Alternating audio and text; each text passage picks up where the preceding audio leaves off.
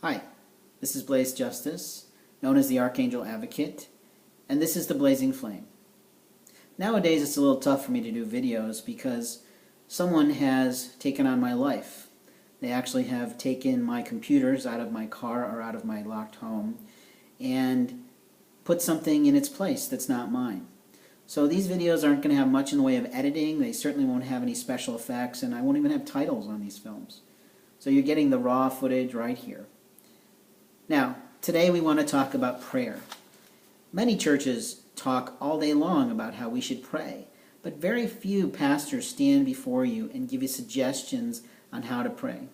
I did a lot of research on this, I did a lot of reading on this, and this is how I've summarized what I've learned, and I'd like to share it with you. Obviously, the first thing is to make time, and the best time to pray is in the middle of the morning. Every single person has a time in which they get up naturally to use the facilities. And that would be the time that I think that the shield, or the veil as people call it, has dropped down between heaven and earth and is the best time to hear God.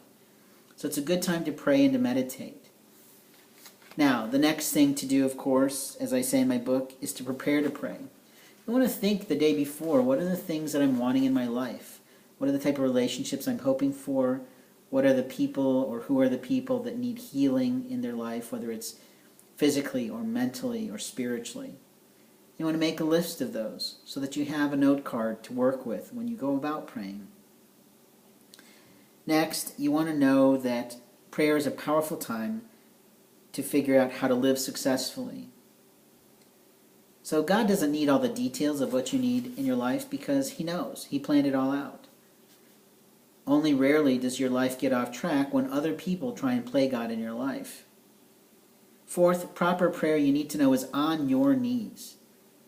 The things that have happened the most for me, that have been the most powerful, the most incredible relationships I've ever met in my life, came about from prayer totally on my knees, totally submitted completely to God. The two women who have impacted my life the most came from that type of prayer. One I love dearly enough that I want to marry her, and I'd marry her today if she showed up. The other is a great, great dear friend of mine who helped me to heal, and she too came about from prayer, and I miss her deeply. Now, the next thing you want to do is to keep an attitude of gratitude, because God does little things for you every day, and you probably miss a lot of things. People often pray for things of meeting the right person, but then the person comes across their path and they totally miss it because they weren't open. Which means God has to work overtime to restructure what's going on in your life. Now, and finally, you want to make sure that you have a place to pray. And that place should be some sort of altar to God. You can decorate an old dresser, it can be your regular dresser, but you want to put things there that mean something to you, that uplift you, that make you remember that there is something greater in this world than yourself. And that altar will probably grow and shift and change based on what your interests are and how God leads you on your spiritual path. There are many good works out there that you should be reading in your bathroom time or making time to read before you go to bed at night so that it continues processing in your mind, your heart, and your soul while you sleep. So those are my suggestions for you about how to pray. That comes out of chapter 3 of my book called Penitent Prayer, where you can get a lot more details and a total example of a prayer that I use that might just help you get started if you're new to praying.